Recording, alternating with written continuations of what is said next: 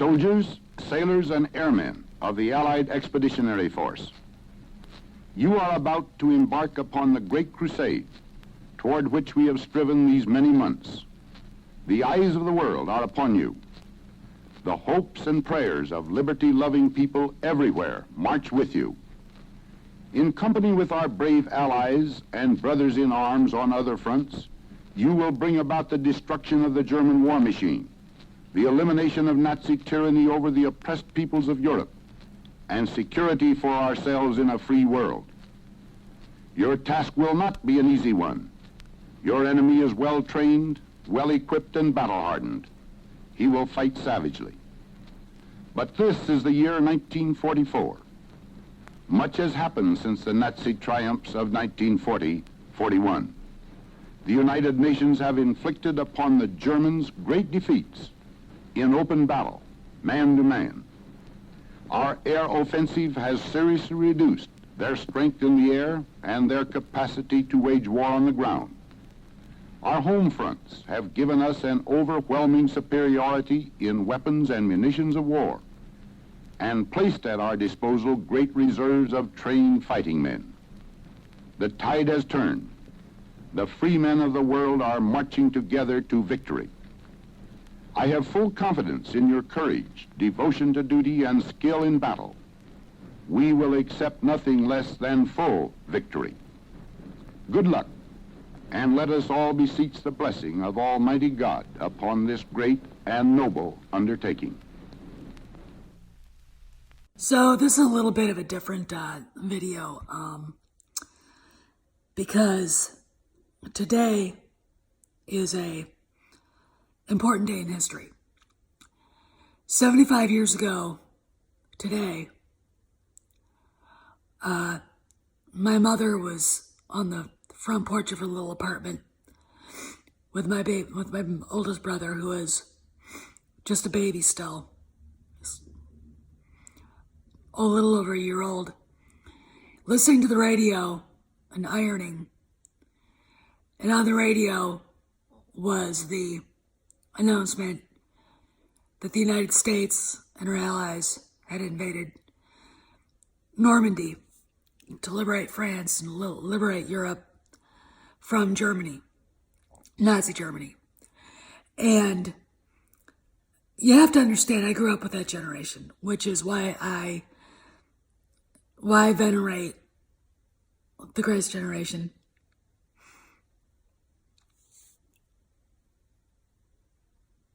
Because my parents, and because so many people don't realize the gifts that they have in their lives because of what they did.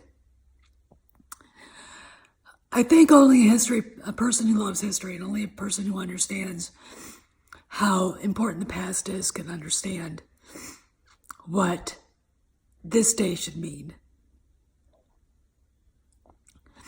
I think my Jewish friends know. A lot of them do have members of their family who are Holocaust survivors. If you want to understand what we are fighting against, we have the National Holocaust Museum in DC. Go see it. You could take a trip to Poland and go through Auschwitz. You could take a trip to Germany and see Sachsenhausen. The Gestapo prison on Prince Albrechtstrasse in Berlin, which I think is probably the most haunted place I've ever seen and been in my life. You walk through there and into the cells there, and you can see scratch marks where the prisoners are trying to claw their ways out. See, my dad and his brother and my uncles weren't just fighting just for the hell of it. When President Eisenhower was talking about peace and freedom, he really meant it. Did the Allies leaders know just how bad the Nazis were? Oh yeah, they did. Did they want to announce it? I think a lot of stuff was kept back. President Roosevelt was sick by this time, by 1944. He likely maybe even had a brain tumor. There is strong evidence that he did have a melanoma that had gone metastatic on him, and he wasn't doing well. And we know within the year he was dead. And that Harry Truman basically cleaned up that war and, got us into another war in Korea, but that's another story. I'm not a fan of Harry Truman. But did they know? Yeah, they did. And they knew why. They knew what the Japanese were doing to people too. I mean, the rape of Nanking, the Bataan Death March, just the horrible treatment of the people in Korea. If you go to Korea, the Koreans still hate the Japanese. Okay, I mean the Koreans will never. I don't think will ever forgive what happened to them. It's very interesting. This is, again, the red thread of history coming through in the present. Our world is the way it is because of what happened on D-Day. Our world is frightening and not because of what happened on D-Day. And the thing about it is every generation has its dragons to fight. My dad and his brothers had Hitler, Goering, and Hirohito. We have Maduro, the idiots in Iran, that ex-KGB guy, and the quasi-fascists in China.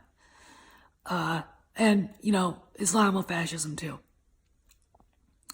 Those are our dragons. Like I said, every generation has a dragon to fight. And the thing about history is that it teaches you do. And history has to be done right. It has to be told the truth. It has to be told. It can't be varnished.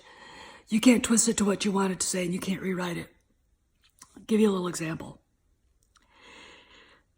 There was a pharaoh in Egypt named Akhenaten.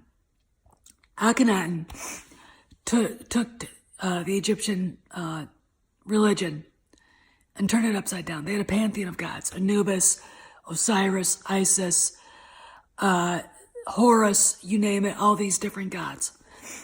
Amun-Ra. Amun-Ra they were all disappeared, and only one god remained when Akhenaten became pharaoh. And that was the disk of the sun, called the Aten. And he turned the religion and the country upside down. And when you look at the Amarna period, you can see that the art is way different than it was from any other period in Egypt. And then after he died, it all just disappeared. All of it. The Egyptian hierarchy took it back over, reinstated the pantheon, and basically behaved as if Akhenaten had never existed. They believed if you took a pharaoh's name out of a temple or just disappeared the name completely off of records, he would disappear forever. Which is why even if you've heard of the Egyptian queen Hatshepsut, she basically was the sort of the sovereign, while I think it was Thutmose III, who was still a child, and basically she made herself pharaoh, even with the fake beard and everything. Well, when she died, you could see her name was being chiseled out of all the monuments. Okay. See, and that's the thing about history. You can't disappear it. It'll come back. Which is why we know about Akhenaten, despite the efforts of getting rid of him, his queen Nefertiti, and Hatshepsut. We'll know about D-Day. We'll know about what they did, the Band of Brothers, the guys who, took the 101st and 82nd Airborne across into Europe and behind the German lines on D-Day. And there's the truth there. There's the truth there. And there were good guys and there were bad guys. The dark and the light was against each other. You had the Gestapo. You had the Gestapo rousting Jews from Paris and other parts of France, marching them to holding camps and then taking them to Auschwitz to kill. Yeah, Jews from France were killed in Auschwitz, just like Jews from Italy were killed in